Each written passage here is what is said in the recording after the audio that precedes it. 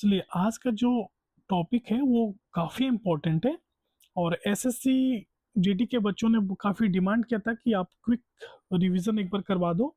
और आज का जो टॉपिक होगा वो इंडियन 5 ईयर प्लान यानी कि पंचवर्षीय योजना जो कि 1951 से 2017 तक हुआ, उसको हम लोग एक सरसरी निगाह से देखते हैं, क्विक रिवीजन करते हैं। ठीक है, तो भारत का जो पंचवर्षीय योजना है उसकी जो अवधारणा है वो सोवियत संघ यूएसएसआर से ली गई थी और ये 1951 से 2017 तक चला है ना।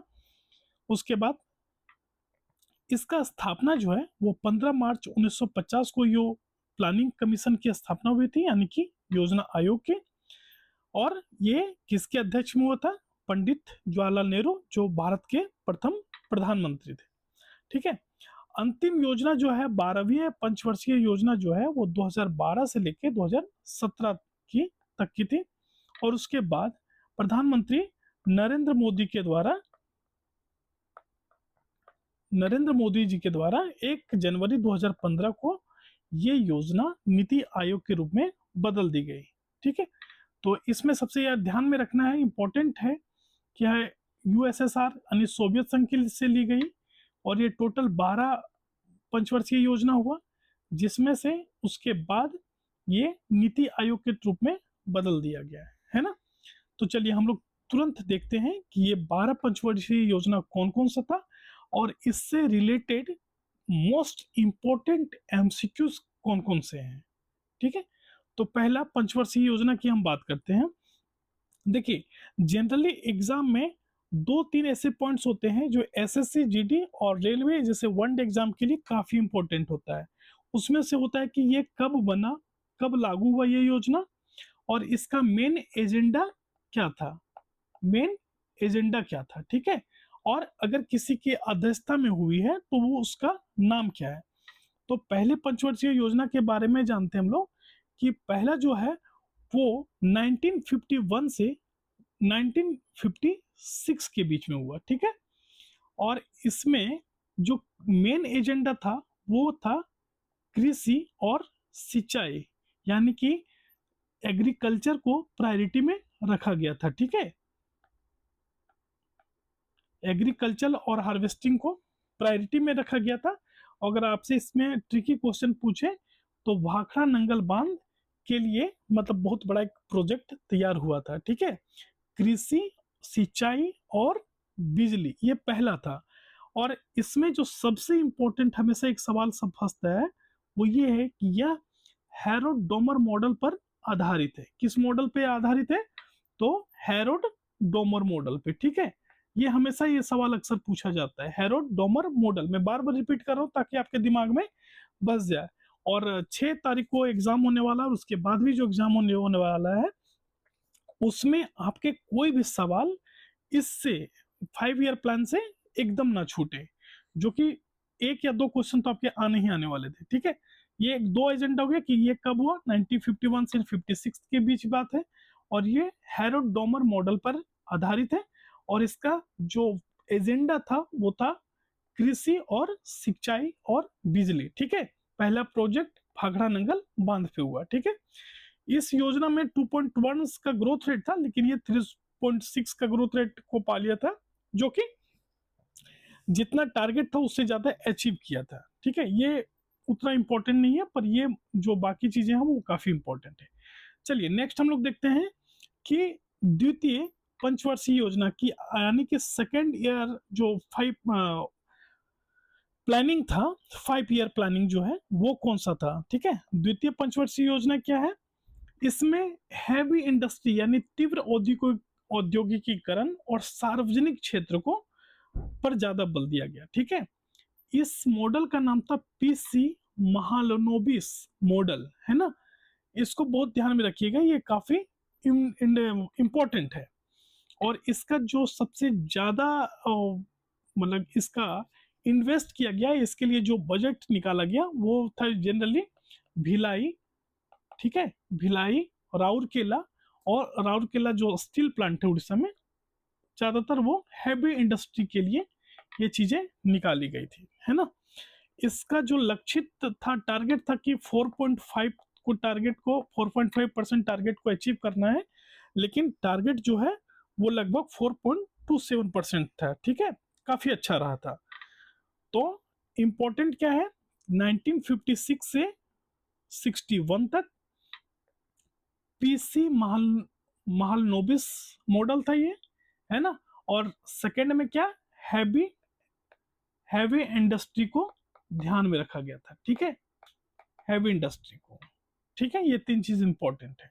चलिए, अब हम लोग तीसरी तृतीय पंचवर्षीय योजना यानी कि 1961 से 1966 की बात करते हैं। इसमें क्या था कि इसमें जो है वो जनरली सबसे ज्यादा जो ध्यान दिया गया वो आत्मनिर्भरता पे ध्यान दिया गया था। ठीक है, आत्मनिर्भरता मतलब कि कृषि और उद्योग ये दोनों मिक्स थे। पहले वाले में क्या था, कृषि, सिंचाई और बिजली। दूसरे वाले में क्या था, भारी उद्योग। और तीसरे में आत्मनिर्भरता यानी कि कृषि और उद्योग दोनों चीजें शामिल थी। ठीक है, उस समय सूखा वगैरह बहुत ज्यादा था, तो उस पर निपटने के लिए ध्यान दिया गया था। तो मेन क्या है, 1961 से 1966 की बात हो रही है, और इसमें कृषि और गेहूं के उत्पादन के सुधार पर ध्यान केंद्रित किया गया था। ठीक है, जमीनी स्तर अथवा ग्रास रूट लेवल पर लोकतंत्र के लिए पंचायत चुनाव की शुरुआत की गई थी, है ना। आपसे सवाल पूछ सकते हैं कि पंचायत चुनाव की शुरुआत कब की गई थी, किस पंचवर्षीय योजना के तहत, तो वो है तृतीय पंचवर्षीय योजना के तहत शुरू किया गया था। ठीक है, इसका जो टारगेट था वो 5.6% था, लेकिन ये उतना अचीव नहीं कर पाया, 2.4% तक ही रह गया। ठीक है, इसमें तीसरी योजना का विफलता का संकेत है, बताया कि इसको उतना हो नहीं पाया। उसका जो सबसे बड़ा रीजन था कि भारत चीन का जो युद्ध हो गया था, उसकी वजह से ये योजना उतना सफल नहीं हो पाया था, है ना। इसको ध्यान में रखिएगा, 1961 से 1966 तक। ठीक है, चलिए, चौथा जो क्वेश्चन है, चतुर्थ पंचवर्षीय योजना जो है, फोर्थ जो है, फोर्थ कौन सा है, तो इसमें ये इंदिरा गांधी के कार्यकाल में हुआ था, और ये गॉडगिल फॉर्मूले पर आधारित है। ठीक है, किस पे है, गॉडगिल फॉर्मूले पर आधारित है। और इसमें बैंकों का 14 प्रमुख बैंकों का राष्ट्रीयकरण कर दिया गया था। 14 प्रमुख बैंकों का राष्ट्रीयकरण किया गया, और हरित क्रांति ने कृषि को बढ़ावा दिया।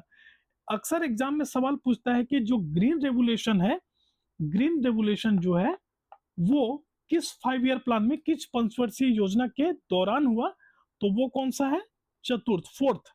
ठीक है, और बैंकों का जो राष्ट्रीयकरण हुआ वो कब शुरू हुआ, वो भी चतुर्थ पंचवर्षीय योजना पे हुआ। ठीक है, कोई दिक्कत। चलिए, अब है कि मेन जो बताया कि भारत में सूखा बहुत ज्यादा बढ़ गया था, उस चीजों को निपटने के लिए ये हरित क्रांति योजना की शुरुआत की गई थी।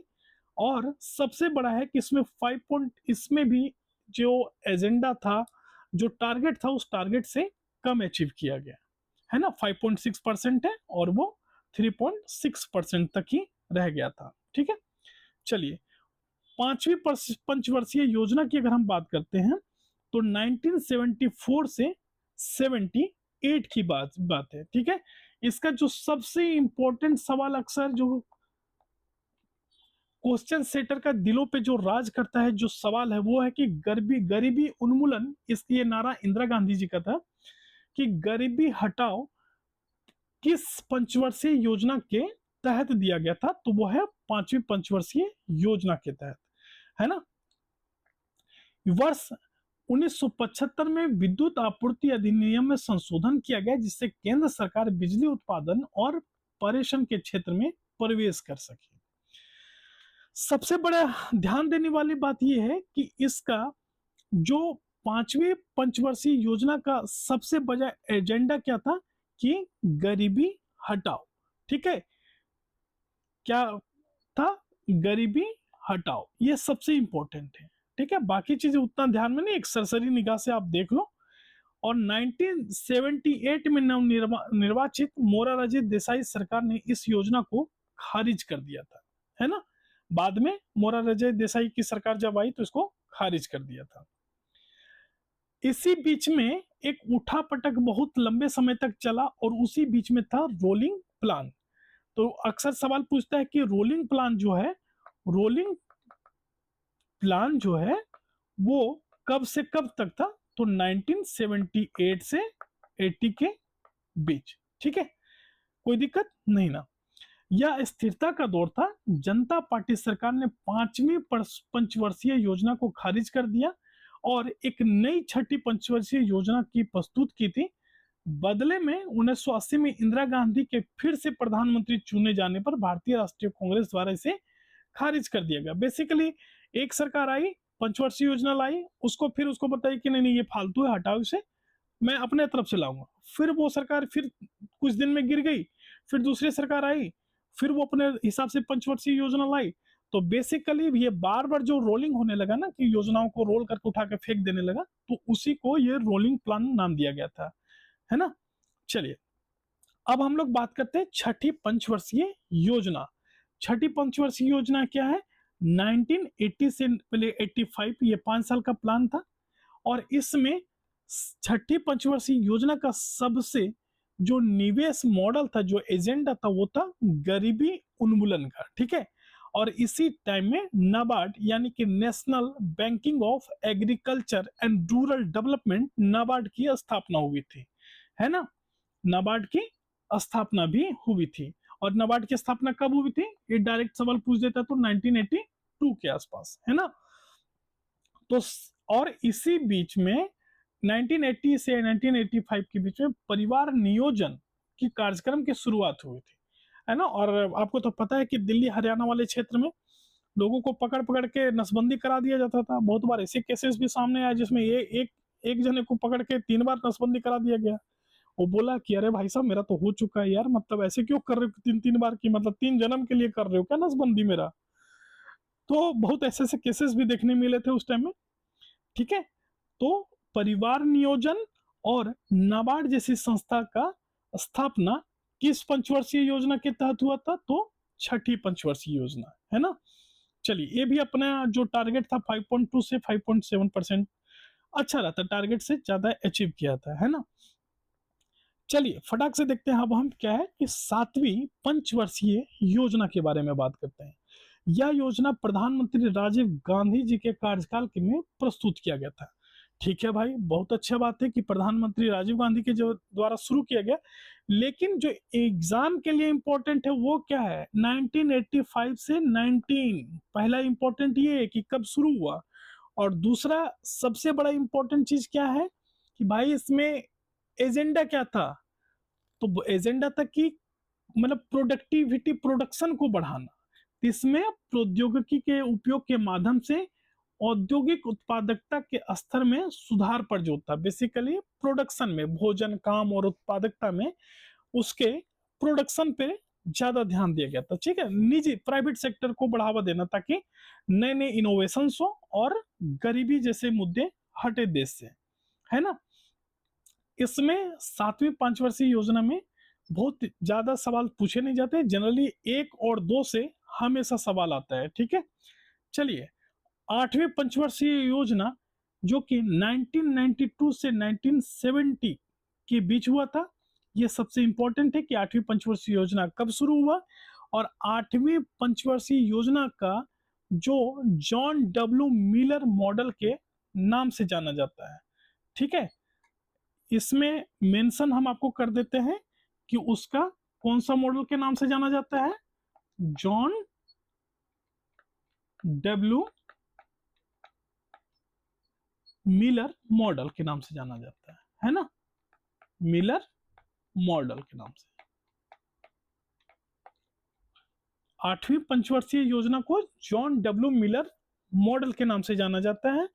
और 1 जनवरी 1995 को भारत विश्व व्यापार संगठन का सदस्य भी बना था। आपसे अगर बहुत घुमा के सवाल पूछ सकता है पीसीएस वगैरह में कि भारत जो है वर्ल्ड ट्रेड ऑर्गेनाइजेशन WTO का सदस्य किस पंचवर्षीय योजना के तहत बना, तो वो था 8वीं पंचवर्षीय योजना के तहत, है ना। चलिए इसके लक्ष्य का जनसंख्या वृद्धि को नियंत्रित करना। इसमें भी जनसंख्या वृद्धि को नियंत्रित करना, गरीबी कम करना, रोजगार सृजन और बुनियादी ढांचे के विकास को मजबूत करना एक बहुत ही बेहतरीन सा लक्ष्य निर्धारित किया गया था। और इसमें ठीक ठाक जो कि टारगेट था 5.6%, उसको 6.8% के तहत पा लिया गया था, है ना। इसका आपको पूछे कि आठवीं पंचवर्षीय योजना का जो सबसे मतलब कि मोस्ट इंपॉर्टेंट चीज क्या था, तो सबसे तक कि पहला तो कि भारत जो है वो भारत जो है वो WTO का सदस्य बन गया, वर्ल्ड ट्रेड ऑर्गेनाइजेशन का। और दूसरा, LPG प्रोग्राम को चालू किया गया था। भारत में ईंधन पैसा बहुत कम समय के लिए बचाता है, डॉलर की जो रिजर्व है वो काफी कम समय के लिए बच गया था। तो उसी समय से वैश्वीकरण, निजीकरण और ग्लोबलाइजेशन, इसका प्राइवेटाइजेशन, ये सारी चीजें को उसी समय लागू किया गया था। ठीक है, अब बात हम करते हैं नौवीं पंचवर्षीय योजना के बारे में। ठीक है, नौवीं पंचवर्षीय योजना का जो शुरुआत हुआ था 1997 से 2002 के बीच हुआ था। उसमें सबसे जरूरी जो एजेंडा था वो था समानता के साथ विकास। किस चीज का था? समानता के साथ साथ विकास का। ठीक है, समानता के साथ विकास की बात हो रही थी। ठीक है, इसने स्वतंत्रता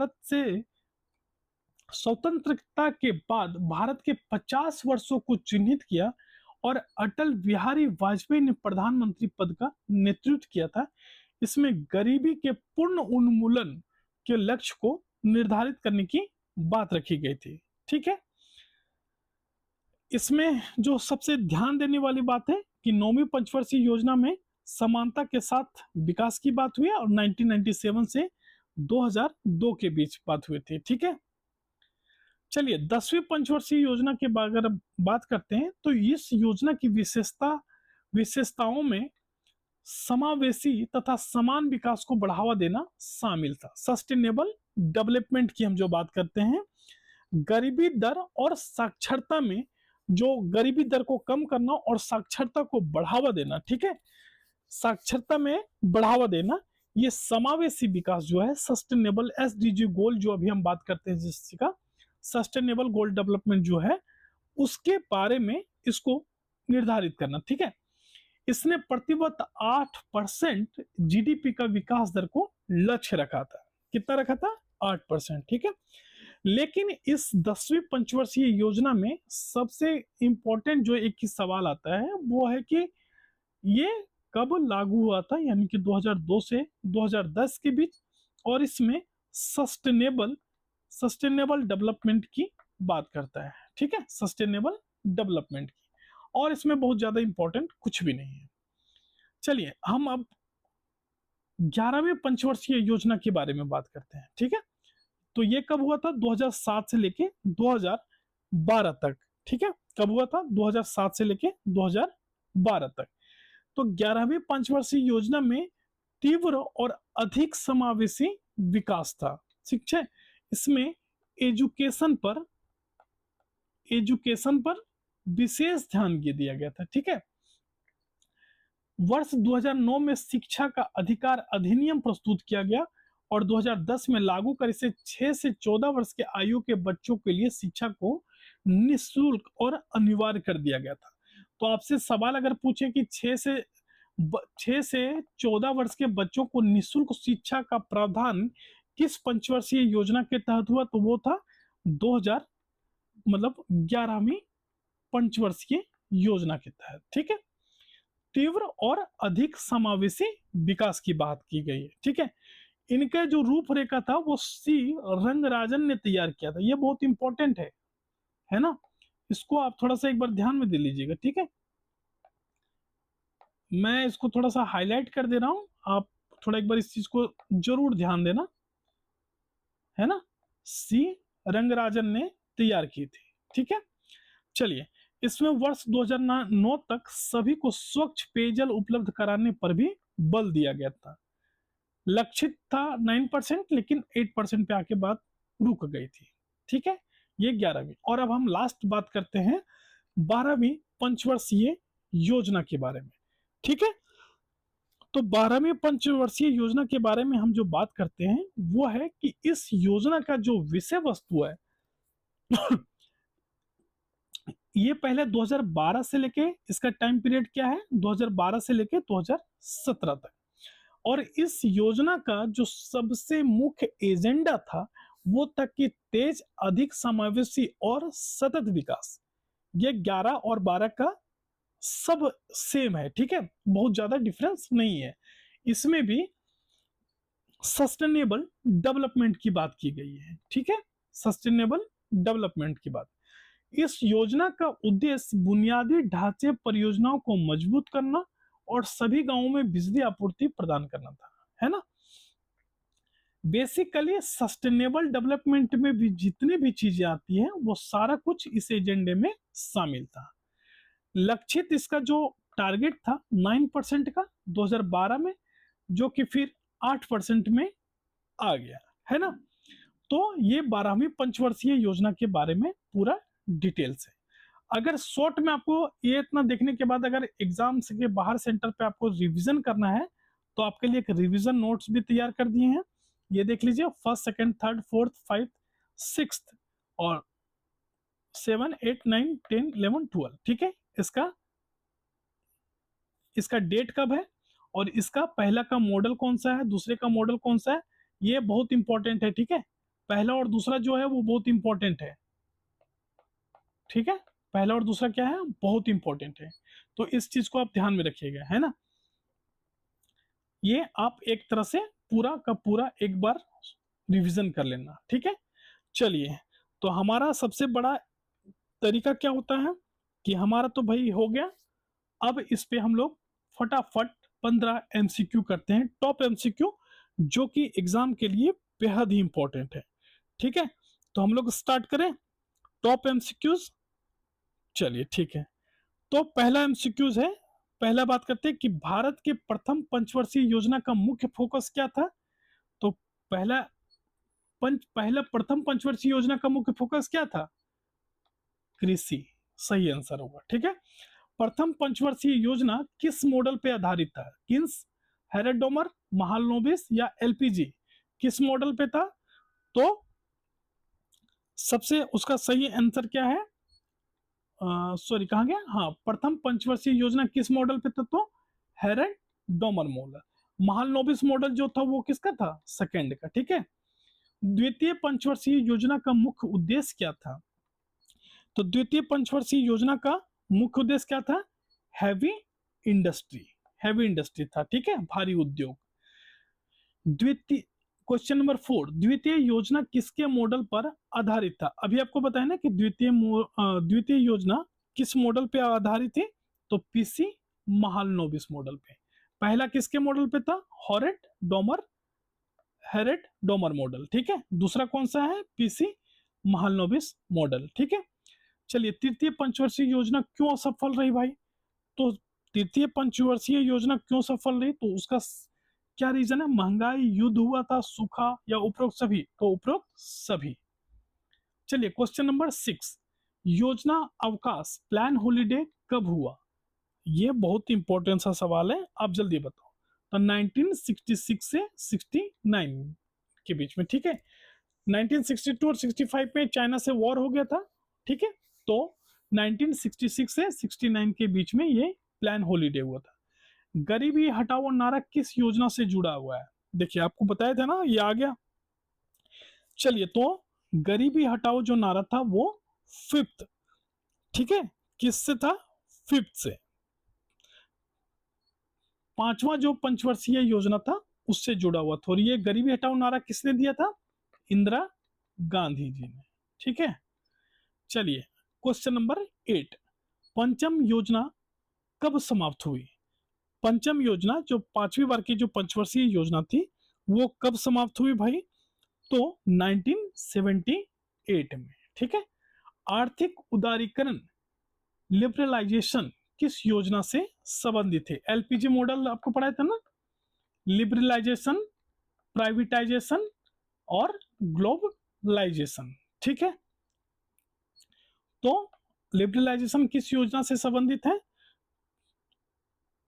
बताओ बताओ, जल्दी बताओ, 6, 7, 8 या 9? 8। ठीक है। आठवां जो पंचवर्षीय योजना था उससे रिलेटेड है। अष्टम योजना का मुख्य फोकस क्या था?